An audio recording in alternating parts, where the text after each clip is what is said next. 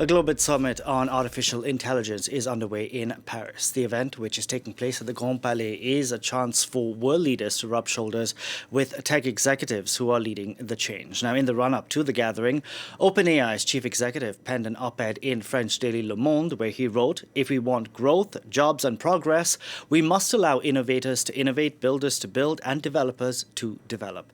Now, for more on the summit, here's our correspondent reporting.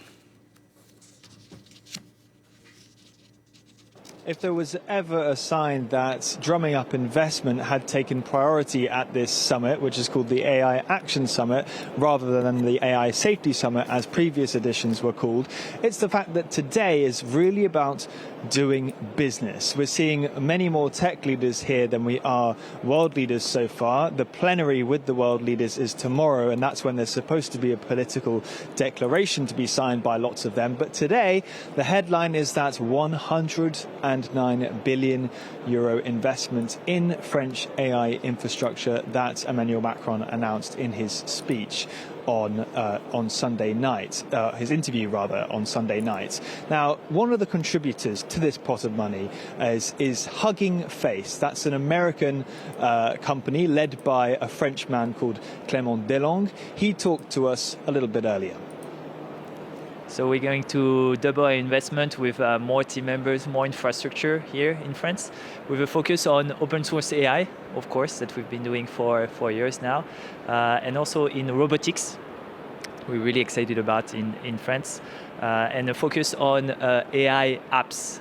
We're lucky to be the most used platform for AI builders, Hugging Face, today, with more than 10 million AI builders using the platform. So hopefully more investment will mean more impact. So you heard there him talking about open source AI. They are the leader in open sourcing AI projects. He also told me that he'd be doubling Hugging Face's investment in France as part of that 109 billion euros announced by Emmanuel Macron. For more on this story, we can bring in Frederic Pascal, Director of the AI Institute of Paris-Saclay University. Good afternoon. Thank you so much for joining us here on the program today. You were at this summit, this AI summit at the Grand Palais. Can you tell us what it's like, what the atmosphere is like? Yeah, for sure. Thank you for the invitation. And yeah, the atmosphere is very interesting because there's a big spotlight on Paris and also France, many announcements. And there's this connection between companies, academic, policymakers. So, yeah, it's great. Oh, can you tell us where exactly France and Europe is positioned in this AI race? Because it seems that the United States and China, out of nowhere, are leading the charge. I mean, US and China, they announce very big LLMs, so these AI models. We have also AI models in France with Mistral AI. So I think only one point is missing in France and Europe is investment. And so that's why the announcement of President Macron was very good. Okay, you're talking about the $109 billion. Yeah.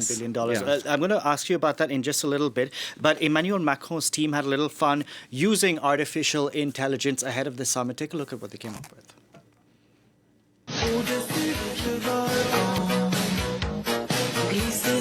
Je fais cette petite vidéo pour essayer de vous remonter le moral. C'est quand même une dinguerie, tu vois. Mon Dieu. Prends ensuite tous les cheveux qui restent sur le côté droit. La techno a une culture à part entière. On est attaché à la bagnole. On aime la bagnole. Et moi, je l'adore. Et tu voudrais qu'elle soit en haine ce soir. De luxe, n'hésite pas à t'abonner pour plus de vidéos. Okay, so there you had the French president essentially talking about how AI can be used, but it also shows the dangers of this technology, doesn't it? Yes, so I think this is something interesting because we can see that anybody can use AI, can use AI models, AI apps, but of course there is danger. So that's why it's a way to open discussion on regulation, what we can do with AI. How we have to specify that new video, new images is from AI or not. We had Sam Altman, who wrote an op-ed in Le Monde in the run-up to this conference taking place, where he essentially called for, if we want growth, jobs, and progress, we must allow the innovators to innovate, builders to build, and developers to develop. But he's not talking about regulation, is he? Where are we on regulation? So this is one of the objectives of the summit, to find a good trade-off between innovation on one aspect, and I mentioned Mistral, but we saw Hugging Face as a French company. So innovation on one part and regulation on the other part. Regulation on the data, so there is already the GDPR law, but also regulation on the usage of AI, just to specify the law around the usages of AI. That's important. Because, for example, a couple of months ago, one of my colleagues on the French channel, he had there was his face, his voice, but they were using a different language and saying something totally different. This is just one example of how AI can be used negatively and essentially spread disinformation.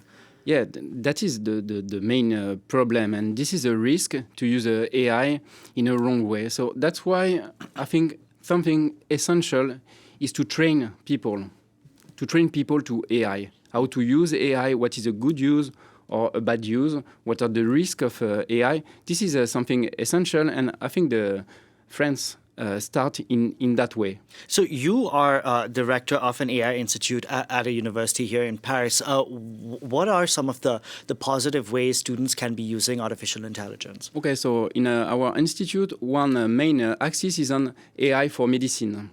Okay, we saw the medical imaging yesterday during the President Macron interview, and those images came from research from my institute. So this is one aspect that is very positive, how to help doctors to find where a cancer is exactly, to have a personalized medicine. This is very important implication of AI. Another aspect we work on is on the mathematical foundation of AI. So how to explain those black box model, because we know it's easy to generate images, video, but we have to explain how it works. So this is another aspect of the research activities in the institute. And what are some of the downfalls of it? What are some of the downfalls of artificial intelligence on college campuses? It's kind of difficult. There's many use of that. I talk about research, but also for training. For us, AI brings something completely different. It's not only for society, we know ChatGPT or Le Chat, but also in teaching at the university, how it will transform all the services. So that's also something essential for us to train with or at the hour of AI. Stay with us, Frederic, because another thing we've been talking about is, can we safely embrace artificial intelligence? For decades, sci-fi films and novels have imagined scenarios where intelligent machines shed the shackles of human control to take over the world. Now, once a concept of our collective imaginations, AI is now part of our everyday lives, and it's not uncommon to hear concerns about such systems gaining too much power. Eliza Herbert reports. Joe Biden and Donald Trump closer than ever, or Emmanuel Macron embracing Marine Le Pen.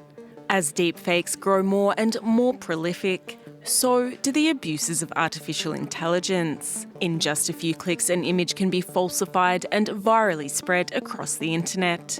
Chatbots, too, are adding to disinformation.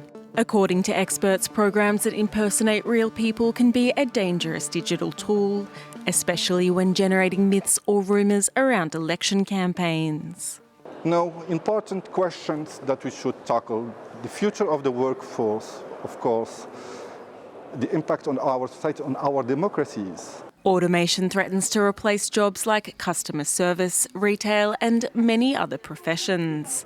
Generative AI can clone voices used in impersonation scams, and services such as ChatGPT, capable of producing text, image and sounds, directly endanger artists' livelihoods, copyright and the collective imagination. How can we fail to see that this is the Trojan horse for giving up the use of our most fundamental faculties? Another issue is on the battlefield. Militaries already use AI in warfare for mass surveillance and with autonomous drones.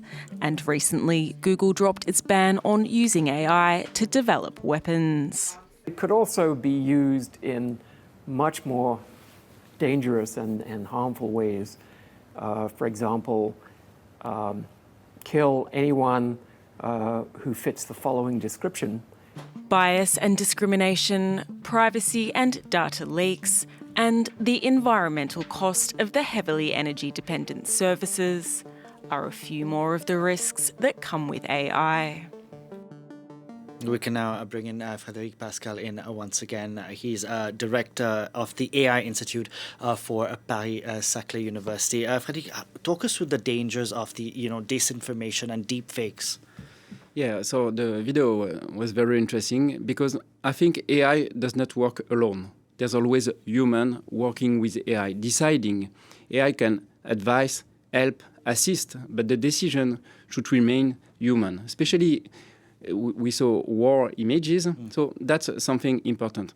For generative images, it's very important to be able to recognize, to make the difference between generative images and true images. Same thing for the voice, same thing for video. So generative images are sort of Macron, his face on the... Okay, so that's what a generative image is. Yes, okay. It's something that does not exist, that is generated by an AI system. And generally, it's very difficult to recognize that it's not a true image. That's why we mention deepfakes, because it's very difficult and it asks a new question. I heard about democracy. That is something very important, where the truth is. And what about deepfakes that appear on social platforms like Facebook, for instance? What should be done about policing that? It will be difficult to answer because, the CEO of Facebook or Meta didn't share the same policy as the Europe, for instance, who wants to regulate, to control. This is something that has been decided with an international governance of AI. This is essential because we cannot produce anything without explaining what is this production, especially for images, voice, or videos. Do you think it's possible for Europe to keep a regulation in check here on the continent, or is it going to be difficult for Europe if there is no regulation in the United States, for instance? Yeah, I agree. It will be difficult, but I think AI Act is the first piece of this regulation, and also now we need advances in technology. I mean, to be able to detect deepfake. That is not easy, by the way. Now, the French president, as you said, announced this $109 billion investment in the years to come. Where will this money be used, and where will it come from exactly? So, mainly the money will be for computing resources because, as you know, to build AI system, we need computing resources. And also for using AI, we need computers. So this is the main part of the usage of this money. There's several hedge funds that have announced investing in this envelope of 109 billions. Okay, so we'll see how this pans out and how this summit pans out. Frederic, thank you so much for taking the time and coming to speak to us here on France 24. Thank you for the invitation. Thank you. Now, while using AI tools like ChatGPT may seem revolutionary, the truth is new data centers are run at a huge cost to the environment. Eliza Herbert has been finding out. Artificial intelligence is rapidly advancing. Computer programs are able to replicate the world in detail with precision. But will it come at a cost to the real thing? Estimates say that a single ChatGPT inquiry requires around 10 times the electricity of a Google search. According to the International Energy Agency, the local data centres that power AI are already straining local grids, often burning fossil fuels which jeopardise climate targets. It's a topic on the mind of some world leaders at the AI Summit in Paris this week. how we make sure that we have the energy to power AI in a clean enough way and an efficient enough way that's not going to set us back in our fight to reduce carbon emissions. Ahead of the summit, over 120 organisations signed a joint statement calling for AI systems to be made within the demands of planetary boundaries. Fossil fuels must be phased out to reduce the greenhouse gas emissions heating the planet. Yet there is increasing evidence of AI systems driving up emissions and locking in reliance on fossil fuels while exhausting critical resources like water, land and raw materials. Data centres are large water consumers relying on water to cool servers and prevent them from overheating. According to the UN, global AI-related infrastructure may soon consume 6 times more water than Denmark, a country of 6 million people. Another problem is mining. One 2-kilogram computer requires 800 kilograms of raw materials, and their microchips require rare earth minerals. AI tools such as mapping greenhouse gas emissions also have the potential to combat environmental crises. The question is, will they do more harm than good?